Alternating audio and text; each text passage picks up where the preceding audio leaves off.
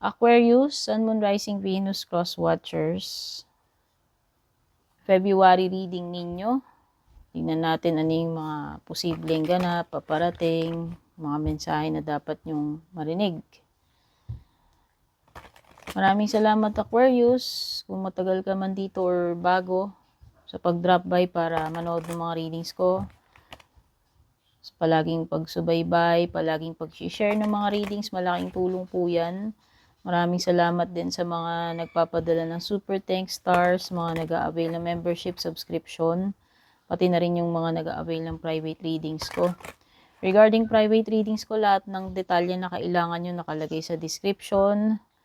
Andyan din yung link papunta sa aking official page kung balak nyo mag-book, mag-inquire. Or kung wala sa description, tignan nyo na sa pinakadulo. Timeless reading din ito, Aquarius, kahit kailan makarating sa itong reading na to.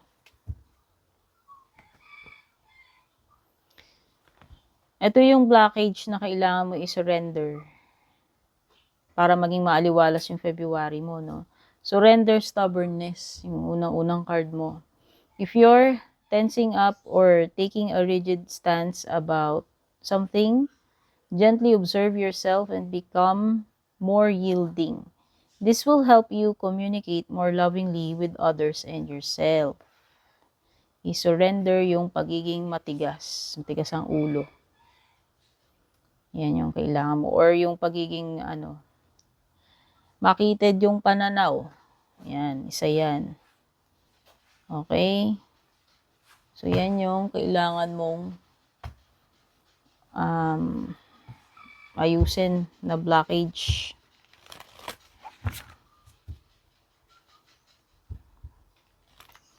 Obserba mo daw yung sarili mo kasi baka mamaya, lagi kang, alam mo yun, yung, lagi mo ipinipilit yung, pananaw mo. Pagiging makitid ng katwiran, pagiging matigas ang ulo.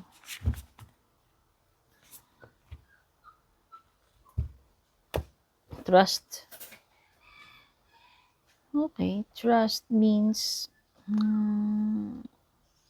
kahit hindi pa nakikita yung mga bagay-bagay naniniwala ka na no? Yun yung trust Kumbaga hindi mo kailangan na makita yung mga resulta pero naniniwala ka.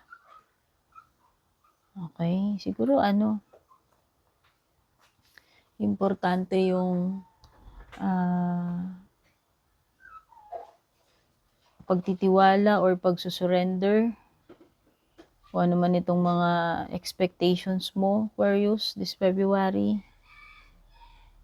Ipagkatiwala mo yan sa itaas. Or it could be na may mga bagay dito relate sa connections mo na importante yung, yan, halimbawa, pagtitiwala sa sa isa't isa, sa partner mo. Okay, so,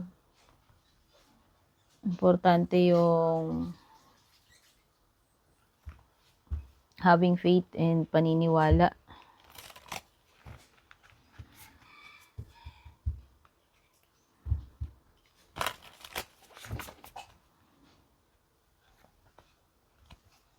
Super moon. Wow, meron ka super moon, no?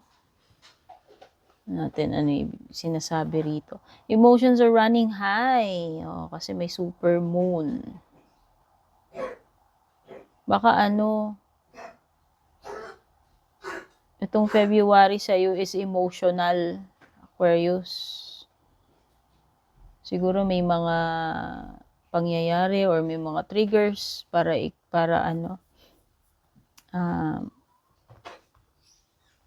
lumitaw itong mga emotions mo na ito. Pag sinabi nating emotions, marami yan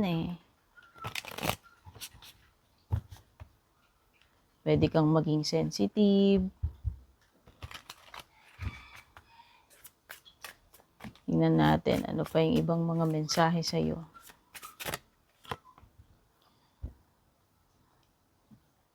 King of Swords, pwedeng may air sign. Gemini, Libra, or Aquarius. Meron ka ring earth sign energy dito, Taurus, Virgo, Capricorn.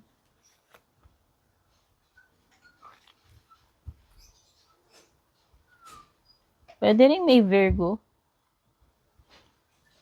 Virgo or Gemini, Libra, Aquarius, or earth signs. Wala rin tayong cards para sa love life mo, no? So, itong sa love life, pwedeng energy mo to, energy ni person. Bahala na kayong i-adjust yung mga expectations ninyo. For sure, hindi lahat makaka-relate or hindi lahat tutugma sa inyo itong reading na to kasi general reading lang ito. Okay?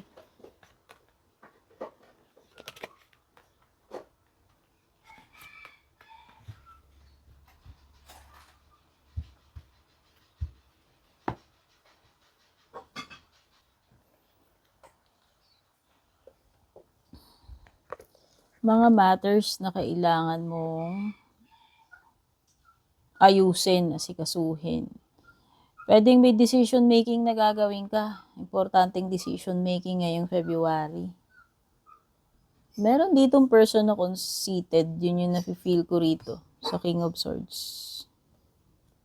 Mataas tingin niya sa sarili niya, feeling niya matalino siya. May pagka-arrogant itong person na to.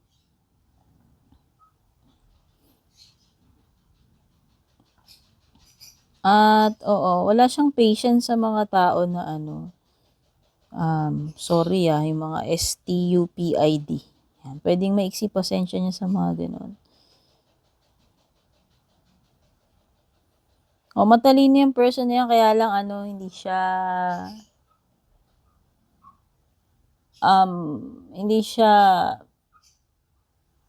hindi siya mabait or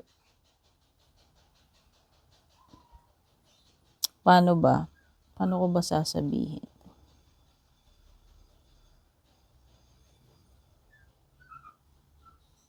Pwedeng may yun nga sabi ko nga parang galit siya sa mga tao na STUPID, wala siyang patience doon. So, pwedeng may pagka-cold, pwedeng may pagka-arrogant. Pwede may pagka-self-centered yung person niya kung sino man ito. Si air sign, no? Pwedeng si Gemini. Gemini, Libra, or Aquarius.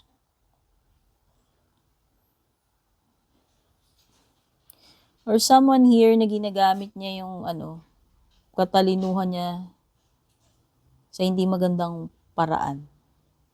Okay?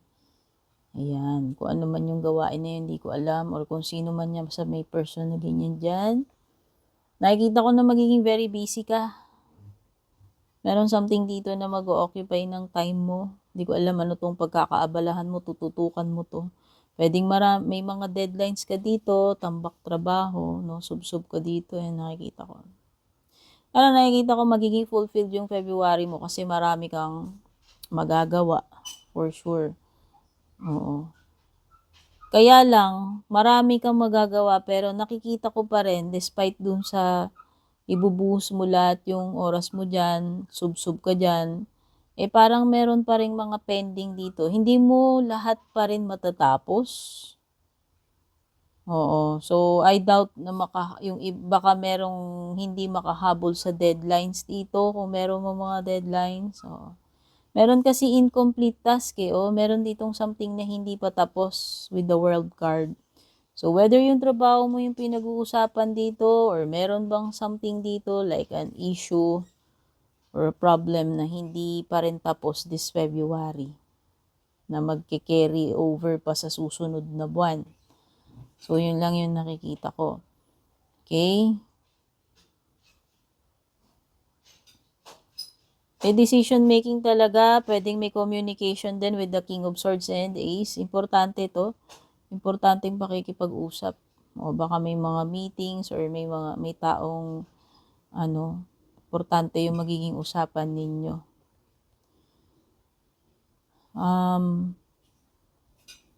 Ace of Swords and King of Swords is also about problem solving Mahihirapan, yes, nakikita ko mahihirapan ka mag-analyze niyan, mag-solve ng problem na yan, pero masusolusyonan pa rin siya. No, in the end, masusolusyonan pa rin naman. Although meron ako lang nakikita rito na mga bagay na pwedeng hindi makahabol sa deadline or hindi pa rin matapos. Sabi ko nga meron something na unfinished dito, incomplete. Okay, so may unfinished business. So, sa love life mo naman, ito pa pala si Magician reversed. Yes, meron ditong person na pwedeng mag-take advantage. Sabi ko nga, ginagamit niya yung talino niya sa hindi magandang pamamaraan. May some kind of manipulation. Panggugulang. No? Ayan, yun lang ang nakikita ko dito.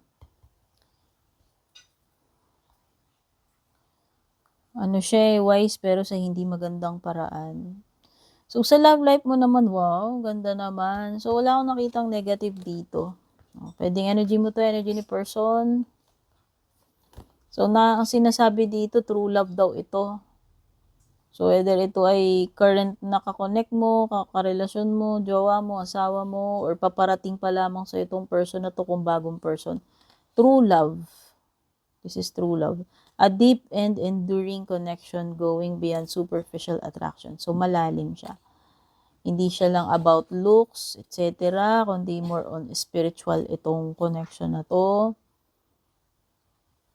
Okay? Wow! So, merong new chapter or new adventure paparating sa love life mo. So, get ready. Prepare ka na kasi mukhang parating na to ASAP. Para dun sa mga nag-aabang dyan ng true love or ng person. Ayan someone you wish for is coming into your life. Aquarius, so specific to sa mga wala pang kapareha. Meron at meron darating at mukhang malapit na yan, itong month na ito. Basta kung ano man itong hinihintay mo, person man yan or hinihintay mong mangyari sa inyo ni person mo, ibibigay itong wish mo na to. Darating na yan. Ayan yung iba dito proposal. Ano kaya to, i-offer sa'yo ni person mo? Basta may proposal sa'yo si person. In the near future na nga, sabi ko nga, ASAP na to Basta, may hihilingin to, may ipopropose siya sa'yo, si person. Abangan mo na lang kasi ASAP na daw yan. Tignan pa natin yung ibang paparating sa'yo, Aquarius. Tayong tatlo. Wow, may gong. Yan na ba yun, yung proposal? Kasi mukhang may importanteng announcement May importanteng ganap. Ayan, may exciting event. Saan ko ba nakita exciting? Ito yung window. Sa love life mo may exciting May surprise pa nga. Ito rin, gong. Itong gong na to, meron daw importanteng pangyayari or ganap. Ano kaya to? Pwedeng hindi lang ito about love life mo. Okay? Abangan mo na yan kasi mukhang mayroong importanteng mangyayari. Exciting. Merong energy dito ng person. Yan para genderless. Di ko na ililabel to kung kahit anong gender nito. Pero ang tinutukoy dito is may age gap. Mas bata ito. Romantic connection man ito or hindi. Meron ka rin kangaroo. Kailangan daw ng pagpaplano, Aquarius. Kasi as early as now, maghanda ka na, magplano ka na. Kasi may darating yung mga time na hindi ganun ka-stable or walang kasiguraduhan sa mga susunod na months siguro. Or days, di ko alam, or weeks, no? Basta, you need to prepare. Tignan na natin yung mga closing messages for you. Karagdagang mensahe or payo. Dear Aquarians. Wow, ulit tayong tatlo.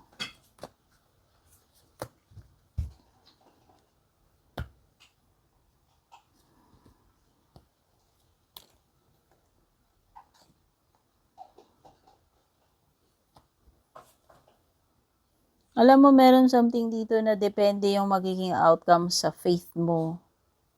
Tsaka so kung ano yung gagawin mo decision or action. Kasi meron ka ditong if you believe and it's up to you.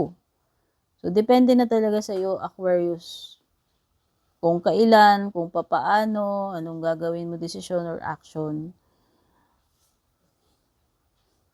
Bahala ka nasa sayo yung ikaw ang may hawak nitong situation na to it's up to you. Tapos if you believe, kung naniniwala ka, depende sa'yo. As long as naniniwala ka daw, yung importante dito yung paniniwala mo doon sa bagay na tinutukoy dito At saka get more information. Ibig sabihin, dagdagan mo pa yung impormasyon na meron kayang knowledge mo. Kung kinakailangan mo magtanong-tanong, mag-aral, mag-research, alamin mo yung mga bagay-bagay. Ibig sabihin lang kung ano man yung knowledge na yan or information na hawak mo sa ngayon is hindi pa yan enough. Okay? So, yan yung mga mensahe dito sa iyong reading. Sana nakaresonate ka dun sa magagandang bagay. Sana makatulong sa iyo to, Aquarius. Take care. Babush. God bless. And kung balak nyo pong mag-book or mag-inquire ng personal readings ko, basahin nyo lamang po itong nakasulat sa screen or yung nakalagay sa description.